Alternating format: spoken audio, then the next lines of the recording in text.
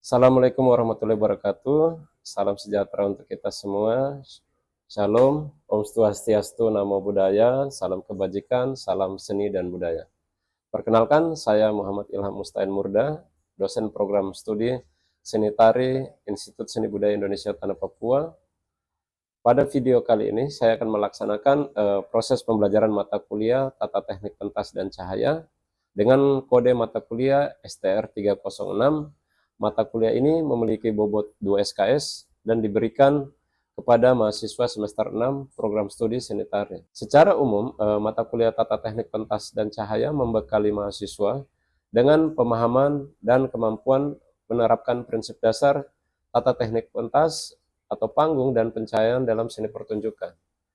Capaian pembelajaran lulusan atau CPL yang berkaitan dengan mata kuliah ini adalah lulusan mampu memahami konsep dasar dan menunjukkan perilaku sebagai warga negara yang Pancasilais, produktif berkarya, dan berjiwa wirausaha dalam bidang seni dengan mengedepankan budaya tanah Papua secara inovatif.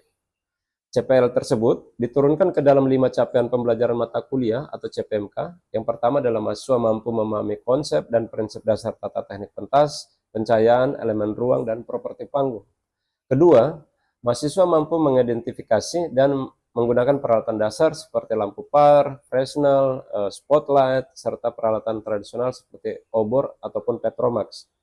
CPMK ketiga, mahasiswa mampu merancang tata teknik kontekstual berbasis lokalitas dengan mempertimbangkan aspek keselamatan dan estetika.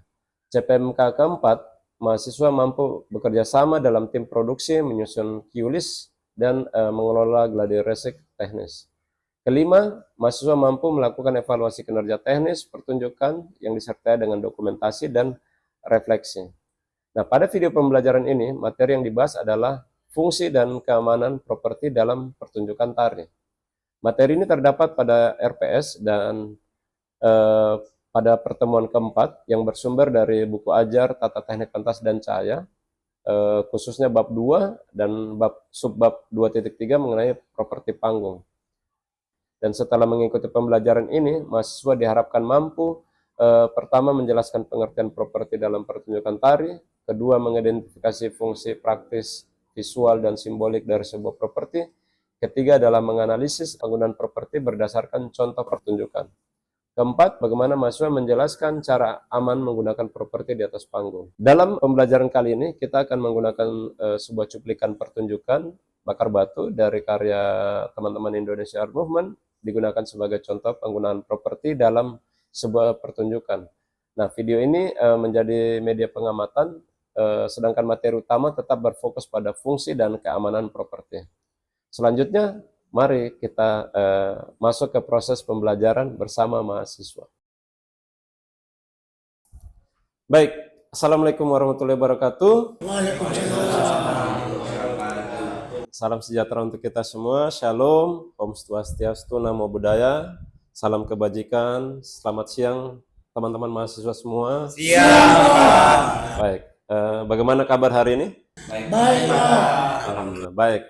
Syukur, senang dengar kalian semua dalam keadaan baik, sehat. Semoga hari ini kita dapat belajar dengan suasana yang santai, tetapi serius dan saling menghargai, oke? Sebelum memulai pembelajaran, mari kita berdoa menurut agama dan kepercayaan kita masing-masing.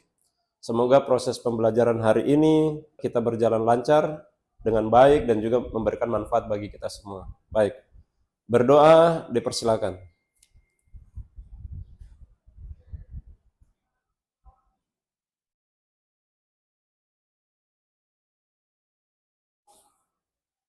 Amin. Baik. Sebelum kita memasuki materi hari ini, saya ingin memastikan kehadiran rekan-rekan mahasiswa semua. Saya beri waktu beberapa saat lah ya untuk mengisi portal akademik. Silakan dibuka HP-nya, langsung mengisi absensinya. Aman? Sudah, Pak. Oke, baik. Kalau sudah melakukan presensi semuanya, mari kita lihat kembali materi sebelumnya.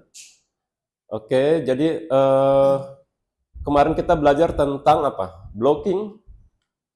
Benar ya? Oke, baik. Itu mari kita coba membahas kembali. Apa yang dimaksud dengan blocking? Siapa yang masih ingat kira-kira? Saya, Pak. Iya, apa? Blocking adalah pengaturan posisi dan perpindahan penari di atas panggung, Pak. Baik, benar sekali. Beri aplaus dulu buat teman kita ya. Oke. Baik, blocking merupakan pengaturan posisi dan jalur pergerakan penari di atas panggung. Nah, pengaturan tersebut penting sekali ya teman-teman. Karena gerak yang di atas panggung itu harus jelas, penari tidak saling menghalangi, terus ruang pertunjukan dapat digunakan juga secara efektif. Itu penting sekali. Nah, sekarang saya ingin tanya lagi, apa yang mungkin terjadi jika properti diletakkan sembarangan di jalur penari lewat misalnya? Siapa yang bisa menjawab? Pak, Oke, silakan. penari bisa tersandung. Gerakan penari bisa terganggu. Terus ada lagi terakhir. Oke, Samuel.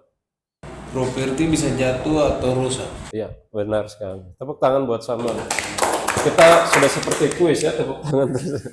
Oke, jadi pembahasan hari ini itu adalah tentang bagaimana materi blocking, tapi properti juga bukan hanya untuk menarik, untuk dilihat teman-teman, tetapi juga harus ditempatkan sesuai dengan ruang gerak dan aman bagi penari. Nah, materi kita hari ini selain blocking, kita akan bicara tentang fungsi dan keamanan properti dalam pertunjukan tari.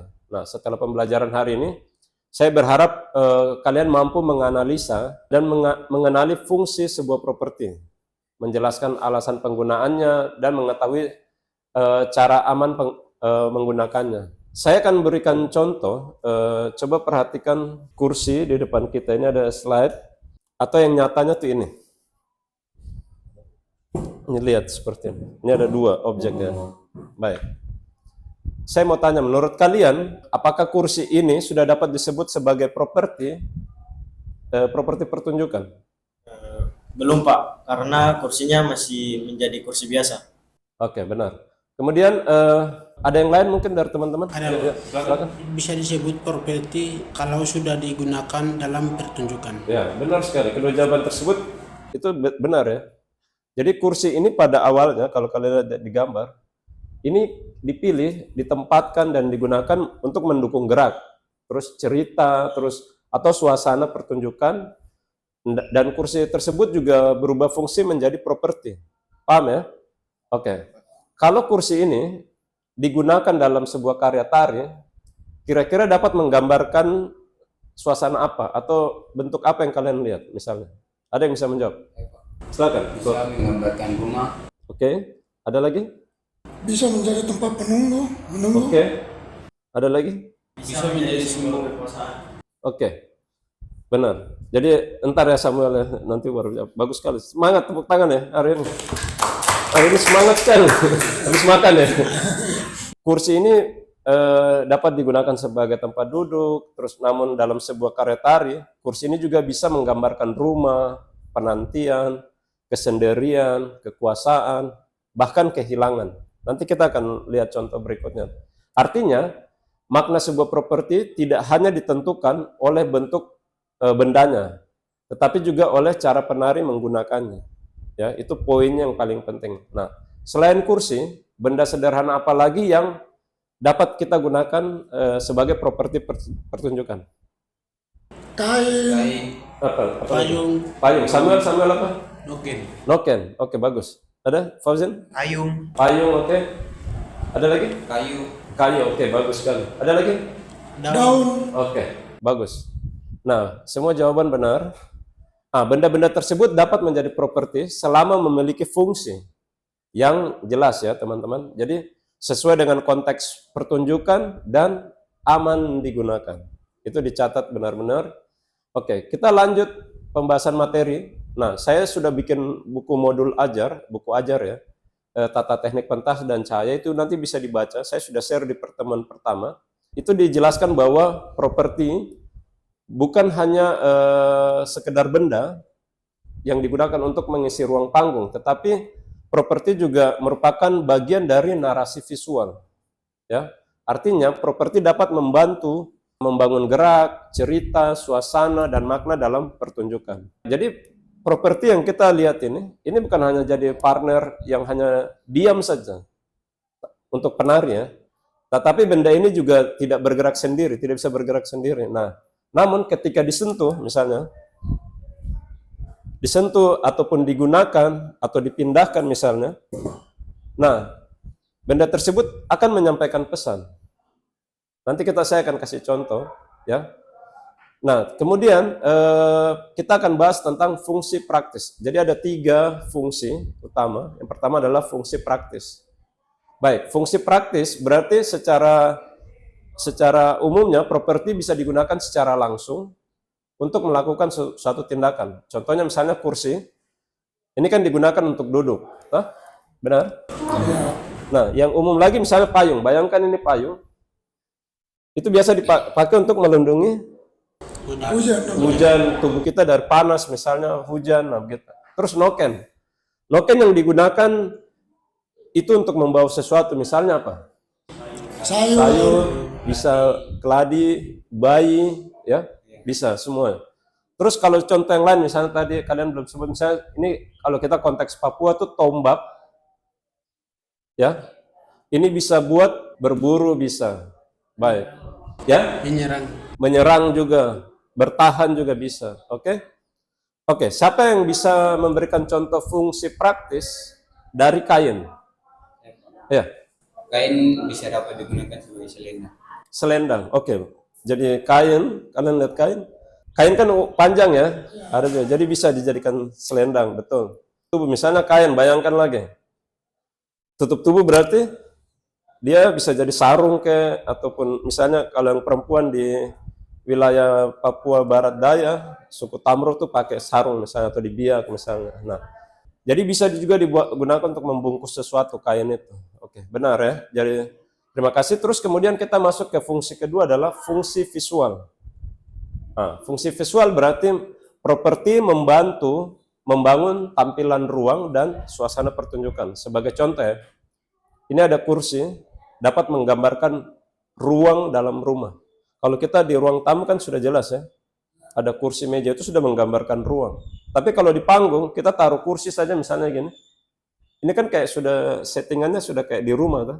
Benar ya? Oke, apalagi ada mejanya lah, yang sudah jelas. Oke.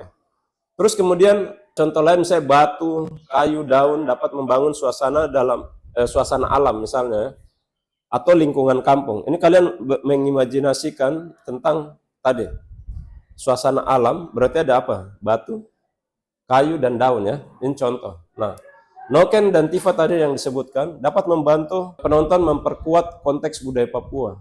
Misalnya nih di panggung tiba-tiba Martinus keluar menggunakan tombak misalnya, ataupun tifa, itu kan orang sudah tahu ini kayaknya tifa ini dari Papua.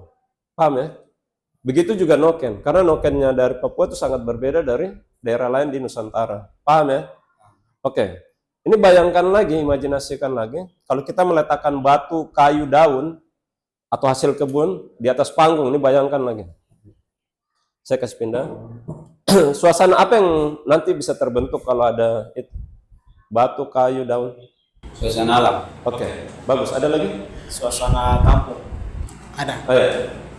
Bisa juga menggambarkan kegiatan bakar batu. Iya, tepuk tangan dulu buat jawaban teman-teman ya.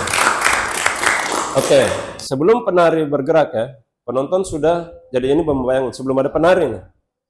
Kalian bayangkan tadi hasil alam semua dipajang di panggung, otomatis penonton sudah ada bayangan, oh ini kayak di suasana alam, suasana bakar batu, suasana kampung. Itu sudah pasti terbangun biasanya, oke? Kita masuk ketiga adalah fungsi simbolik. Di sini berarti properti tidak hanya digunakan sesuai dengan kegunaan bendanya, tetapi dapat mewakili gagasan atau makna tertentu. Contohnya kursi kosong ini dapat menggambarkan seseorang yang sedang ditunggu atau seseorang yang telah pergi. Nah, saya coba membangun suasananya. Kursi kosong dapat menggambarkan seseorang yang sedang ditunggu. Misalnya saya lagi duduk. Fungsi simbolik berarti properti tidak hanya digunakan sesuai dengan kegunaan bendanya, tetapi dapat mewakili gagasan atau makna tertentu. Nah, contoh kursi kosong ini dapat menggambarkan seseorang yang sedang ditunggu atau seseorang yang telah pergi. Kita fokus saja misalnya yang sedang ditunggu. Ini saya kasih contoh, kalian lihat, perhatikan. Saya akan coba mengekspresikan kalau saya sebagai penari misalnya. Nah, kira-kira itu menggambarkan apa? Saya menunggu seseorang. Paham ya?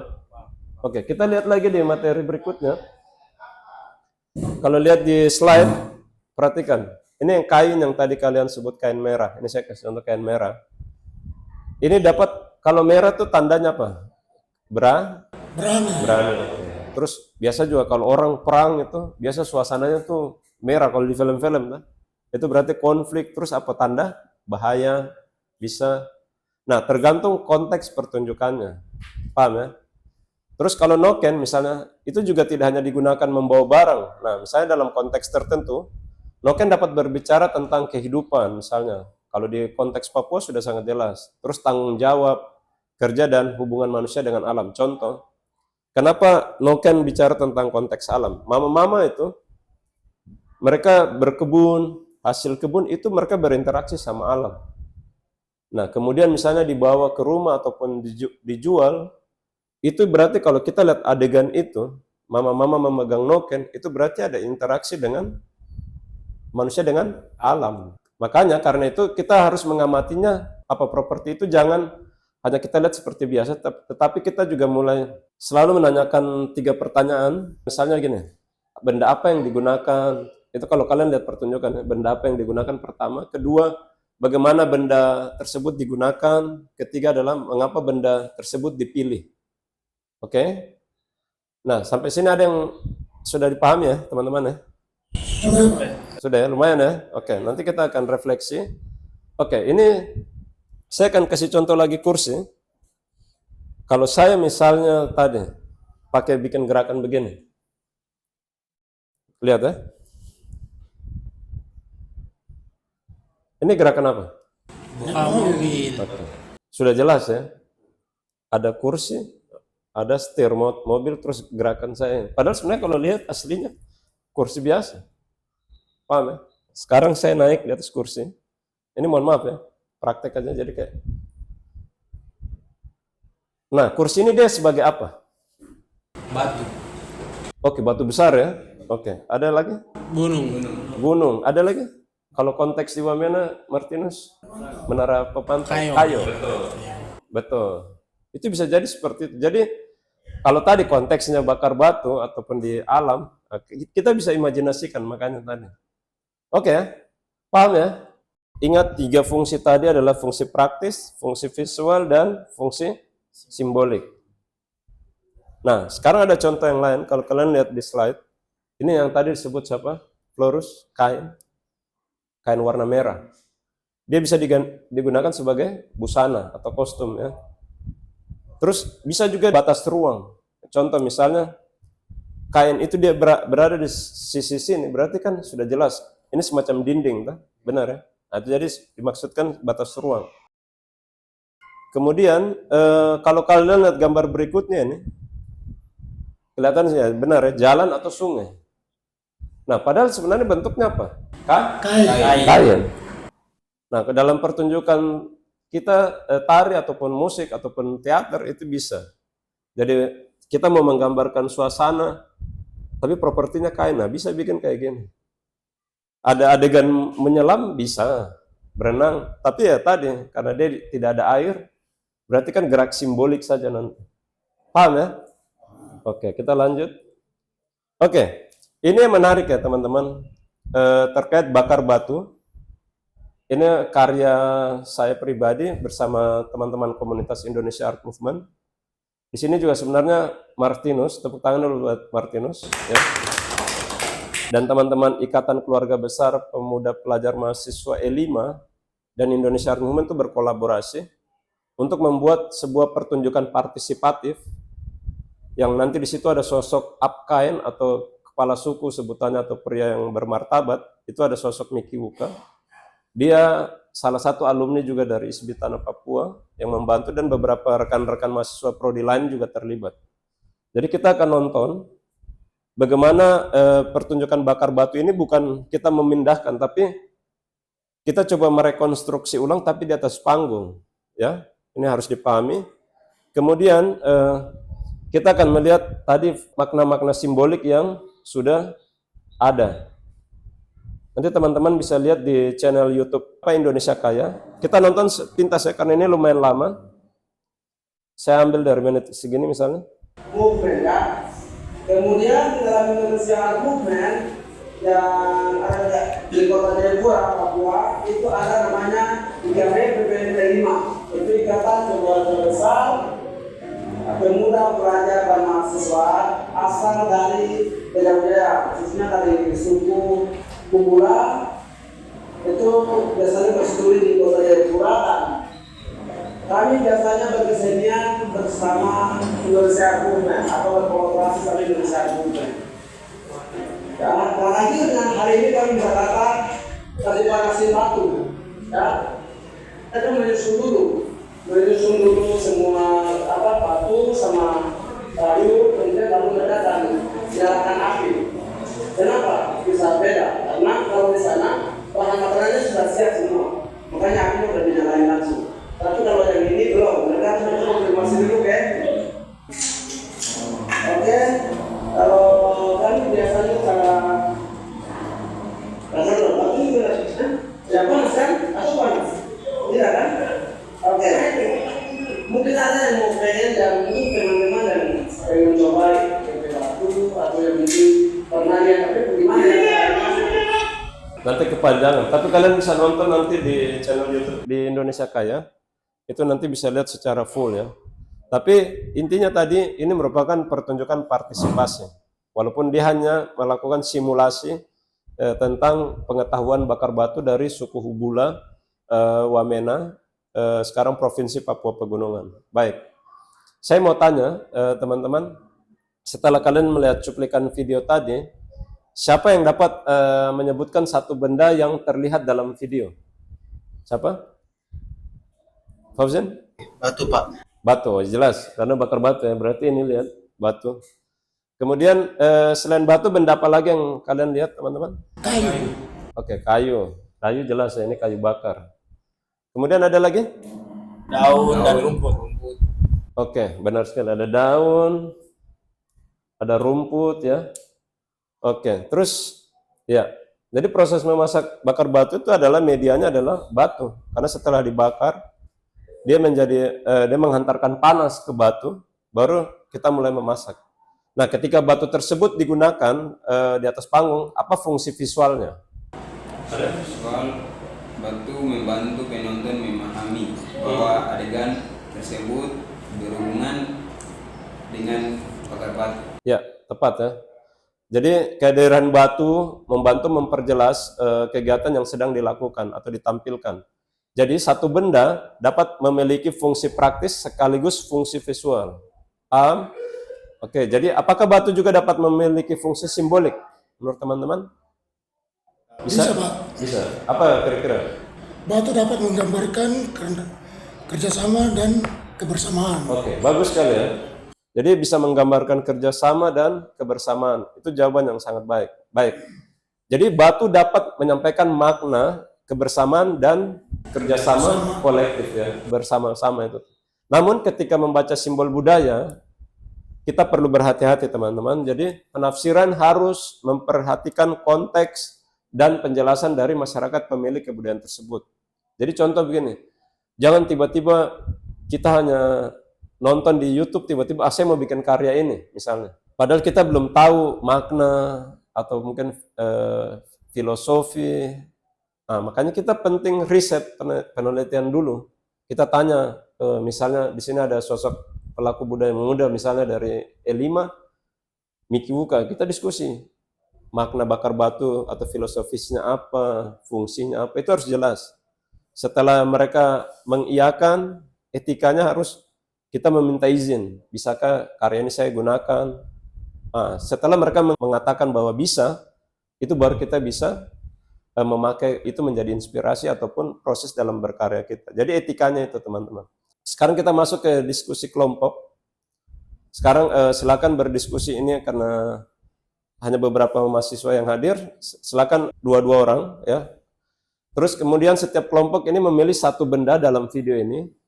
kalian dapat memilih misalnya batu, kayu, daun misalnya, atau rumput hasil kebun misalnya, atau alat yang digunakan oleh pelaku dalam video ini. Terus kalian harus diskusikan 4 hal. Yang pertama adalah nama bendanya, kedua adalah bagaimana benda tersebut digunakan, ketiga adalah apa fungsi utamanya dalam pertunjukan, keempat adalah apa risiko dan cara aman menggunakannya di atas panggung. Paham? Oke, waktu terbatas jadi 1 menit. Oke? Oke, sudah ya waktu diskusinya. Baik, kita coba kelompok pertama dulu. Ya, Pak. Kelompok kami memilih batu. Fungsinya praktis adalah menyimpan dan menghantarkan panas.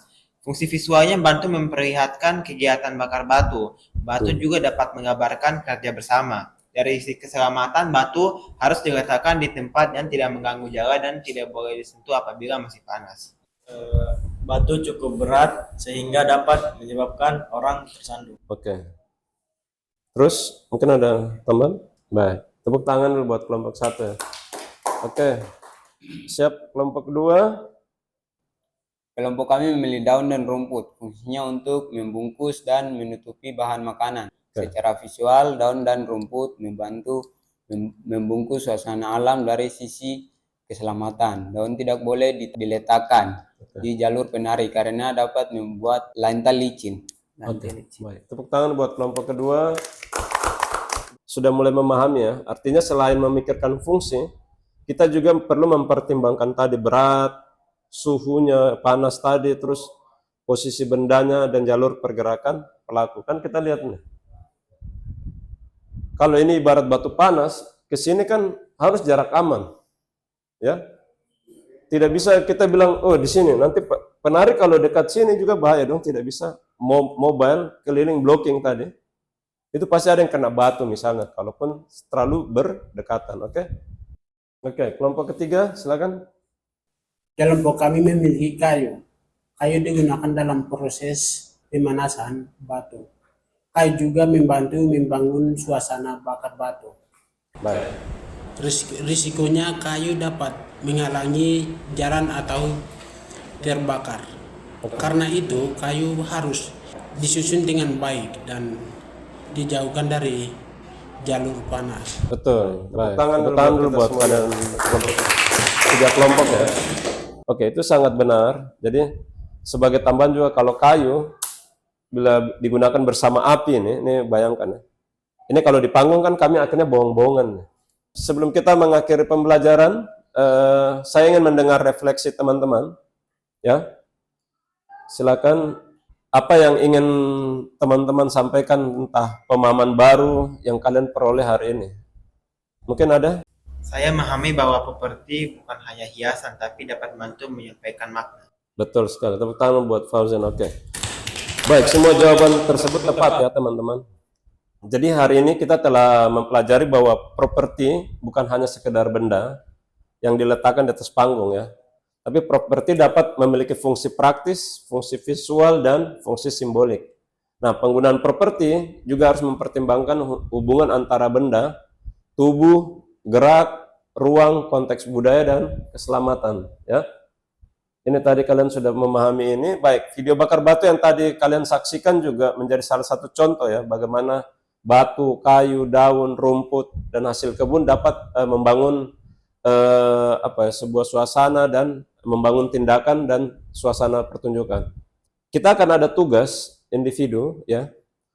Jadi tolong dicatat ya dan mohon diperhatikan dengan seksama, didengar baik-baik. Pertama adalah sebagai tindak lanjut silakan lihat nanti kalian mengamati satu pertunjukan video bisa melalui YouTube ya ataupun media visual media sosial lainnya, ataupun ada pertunjukan yang misalnya nanti ada pertunjukan di festival mana, itu silakan dilihat dan pilih salah satu properti yang digunakan dalam pertunjukan tersebut ya. Paham?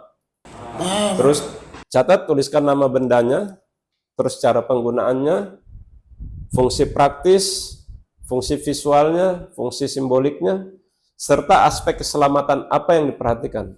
Dia model kayak tadi, contoh yang kalian kerjakan tadi, ya. Oke. Tugas dikumpulkan melalui portal akademik, ya. Nanti masuk, kalian masukkan tugasnya di portal. Sebelum pertemuan berikutnya, Jadi jangan sampai tidak dikerjakan teman-teman, karena ini merupakan penilaian juga. Jadi hasil pengamatan tersebut akan kita bahas bersama di minggu depan, ya. Paham? Baik, terima kasih. Sebelum menutup pembelajaran, sekali lagi terima kasih atas perhatian, terus keberanian menjawab, terus keterlibatan teman-teman dalam pembelajaran hari ini. Ingat, properti yang baik tidak selalu merupakan properti yang mahal. Benda yang sederhana dapat memiliki makna, memiliki kekuatan apabila dipilih dengan alasan yang jelas, oke? Digunakan secara kreatif, sesuai dengan konteks budaya dan tetap memperhatikan keselamatan. Paham ya? Baik, demikian pertemuan hari ini. Dengan mengucapkan syukur, kita selesai pertemuan hari ini dan saya berharap ini menjadi semangat dan motivasi belajar kita semua, oke? Baik. Sampai ketemu minggu depan. Wah. Shalom. Assalamualaikum warahmatullahi wabarakatuh. Om Santi Santi Om. Namo Buddhaya. Salam kebajikan dan selamat siang. Siapa?